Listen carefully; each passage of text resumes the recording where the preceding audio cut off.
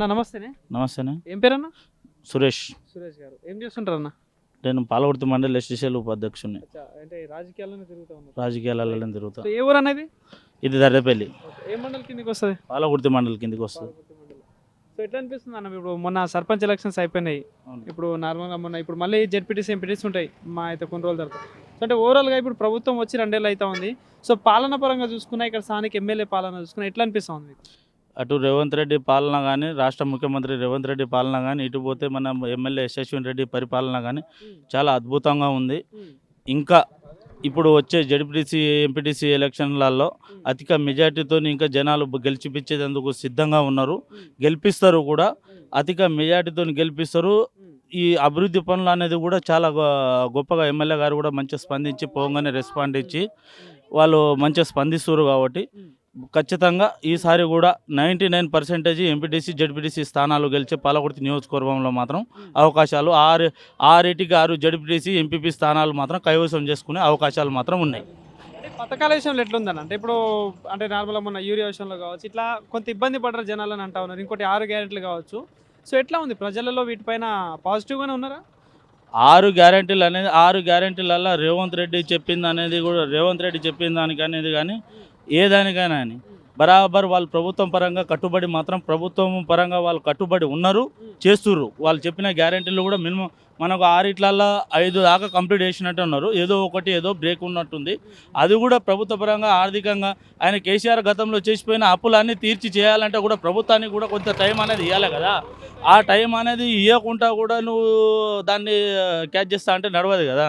ఆయన కూడా కోలుకోవాలి కదా ప్రభుత్వం పరంగా కూడా. దాన్ని కూడా కొంచెం టైం ఇస్తే ఏదో అనేది కూడా ఆయన కూడా చేస్తగలుగుతాడు కదా. రాష్ట్రానికి అద్భుతంగా తీర్చిదిద్దుతాడు. ఇంకేం కావాలి? ప్రధానంగా ఇప్పుడు విలేజ్ ఏరియాస్ అనేసరికి రైతులు ఎక్కువ ఉంటారు. సో ఎట్లుంది రైతుల విషయంలో సమస్యలు ఏమైనా ఉన్నాయా? ఎట్లున్నాయి అసలు వాళ్ళకి పథకాల విషయంలో? ఇప్పుడు రుణమాఫీ కావచ్చు, ఈ బోనస్ విషయంలో కావచ్చు, ఎట్లా ఉంది వీటి పరిస్థితి? బోనస్ విషయంలో బరాబర్ టైంకి అయితే బోనస్ వడ్లు అయితే గత ప్రభుత్వంతో పోలిస్తే ఈ ప్రభుత్వంకి గత ప్రభుత్వంతో పోల్చేంత కూడా లేదు ఇక్కడ. గత ప్రభుత్వం కంటే ఈ ప్రభుత్వంలో బోనస్ ఇచ్చిన దాఖలు ఉందా? సన్న వడ్లు పండిస్తే ఉరి అన్నాడు కేసీఆర్.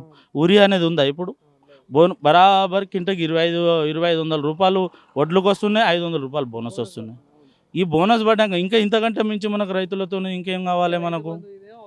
రైతు బంధు కూడా వేస్తుండు కదా. రైతు బంధు ఇంతకుముందు ఏముంది, వానికి 50 ఎకరాలు ఉన్నా 100 ఎకరాలు ఉన్నా ఏది ఉన్నా కూడా వానికి ఏదో పడుతుంది అంటే లబ్ధిదారులు లబ్ధి చెందుతాను, కానీ లేనోడు ఏడో లబ్ధి చెందుతాను. రేవంత్ రెడ్డి ఈ ఒక్క విషయంలో మాత్రం హ్యాండ్సప్.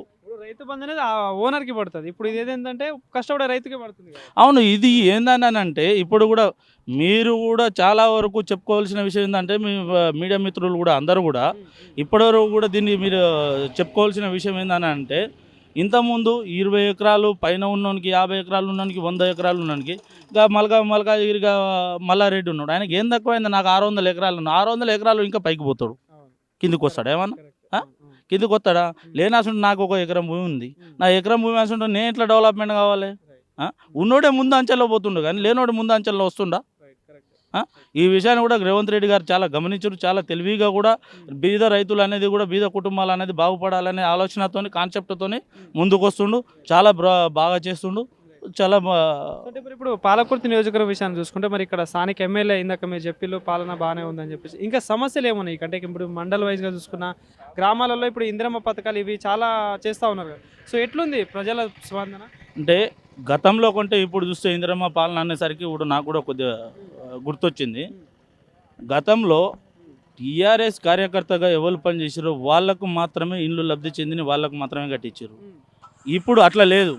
ఎవరైతే బీద ప్రజలు ఉన్నారో, ఎవరైతే బీదోళ్ళు ఉన్నారో, అరువులు అయితే ఎవరైతే ఉన్నారో వాళ్ళకు మాత్రమే చెందుతుంది. ఇది మాత్రం హ్యాండ్సప్. అసలు మా గౌరవ ఎమ్మెల్యే పాలకుర్తి ఎమ్మెల్యే మామిడాల యశస్విని రెడ్డికి అయినా కానీ, గౌరవ ముఖ్యమంత్రి వర్యులు రేవంత్ రెడ్డికి అయినా కానీ వీళ్ళకైతే హ్యాండ్సప్. దీనివల్ల లబ్ధిదారులకు ఇల్లు చెందుతుంది అనేది దీనికైతే మాత్రం హ్యాండ్సప్ చెప్తున్నాం. అంటే ఇంతకుముందు ఎమ్మెల్యేకి ఇప్పుడున్న ఎమ్మెల్యేకి ఏమైనా డిఫరెన్స్ కనిపిస్తుందా మీకు? బరాబర్ కనిపిస్తుంది. ఇంతకుముందు అంటే ఎగ్జాంపుల్గా నేనే చెప్తాను. ఎగ్జాంపుల్గా ఏంటంటే, నేను నా ఊళ్ళో కాంగ్రెస్ పార్టీ తరఫున కానీ ఏ ఊళ్ళో ఏ విధంగా అయినా కానీ ఎదిరిస్తే పోలీస్ స్టేషన్లో పెట్టేటోళ్ళు. ఎదిరిస్తే పోలీస్ స్టేషన్లో పెట్టేటోళ్ళు.